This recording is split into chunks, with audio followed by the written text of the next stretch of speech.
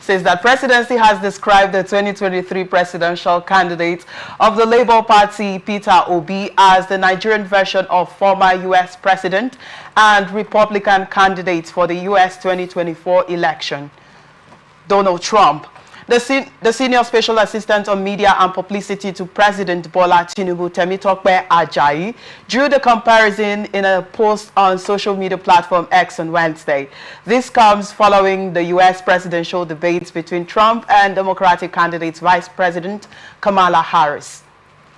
Peter Obi is the Nigerian version of Donald Trump. Like Obi, Trump will use the most negative epithets imaginable to describe a country he wants to lead, again, just to make a point and rile up his base. He wrote, during the debate, Harris and Trump clashed on many issues ranging from abortion rights to immigration, as both candidates sought to sway voters in a tightly contested race. Ajayi added Kamala Harris prosecuted Trump very well in their first face-to-face debate yesterday night. Kamala convincingly won the debate and left no one in doubt about her capacity.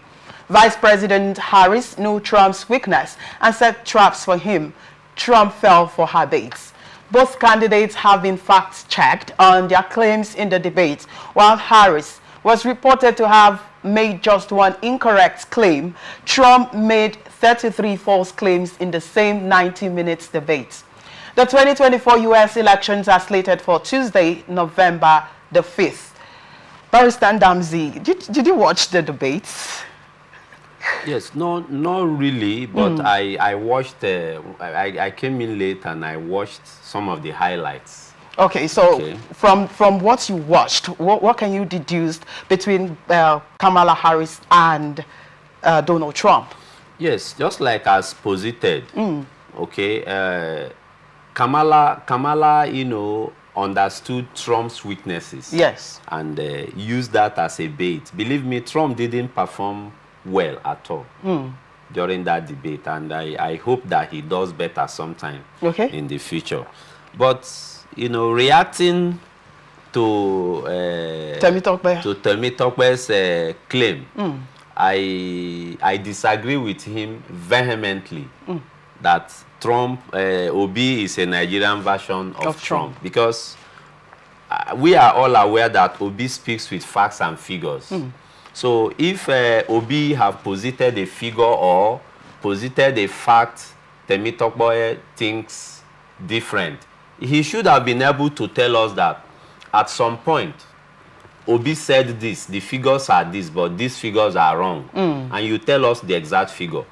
If you call someone a liar, you should be able to tell the person what he or she lied about. Just like in the case of Kamala Harris. In the case of Kamala Harris, and from the claim he raised there, these are two different positions. Because Kamala Harris and Trump's issue is clear there that they were fact-checked. Yes, but in the case of, you know, what he's likening Obi to be, he has not done a proper fact-checking. If maybe during Obi's electionary campaign, he reeled out figures he thinks are not accurate, he should be able to tell us that during the electionary time in 2023, Obi said this, but these are the right figures. But coming out to generalize it, I disagree with him, I disagree with the presidency, and I just call for caution. Okay. Well, Temitope here says that Peter Obi would want to use the same way Donald Trump uses negative epithets imaginable to describe a country he wants to lead. Again, just to make a point and rile up his base. Is there been any way Peter Obi have made a statement that could rile the nation, most especially Nigeria, where he resides? I don't think that has ever happened. Okay. Because, see, brother, the reason for opposition is to critically analyze the performances of government in power. And believe me, that is the beauty of democracy. If you are leading a country and somebody thinks maybe your policies are wrong and criticizes your policy, that doesn't mean the person is trying to discredit the nation.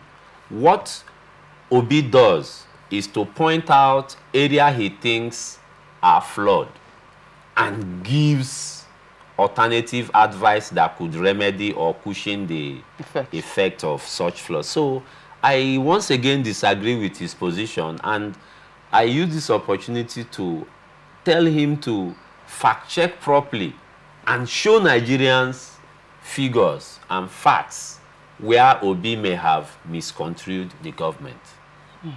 All right, so the fact that we didn't have a debate in Nigeria during the 2023 presidential election, and there was no debate, what would you think might make Temitope to use this description on Peter Obi regarding the presidency in Nigeria? If I will speak without fear or favor, as an affected Nigerian, okay, I will simply say that the presidency is scared. Scared in the sense that they know that they are not leading the country rightly. So they are just, you know, trying to discredit opposing voices that they perceive can be a threat to them during the next election. So the presidency have not, you know, governed this country the way Nigerians expected, because policies are made for the people. If the policies are not favoring the people, then it can be likened to be a one-man beneficial policy. The policy should be about bringing about good life for the people.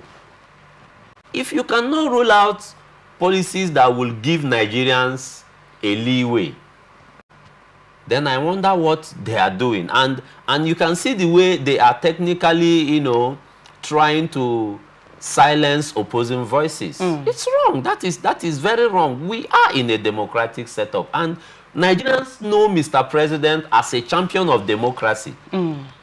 Mr. President have led different protests in this country.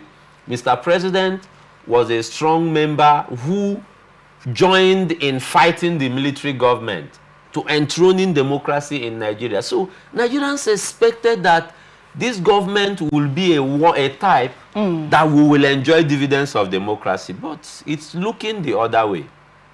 And you're saying you don't think that Peter Obi's comments does not undermine the efforts of the presidency? See, like I said earlier, the essence of opposition is just simply to criticize and profile a solution in a situation where, you know, they see that the government in power is not on the right track. The opposition acts like a watchdog. So I don't find any comment disturbing at all. Whatever the man says, it's on the right path, trying to advise them on how to take us out of the woods. I don't think that's a bad one.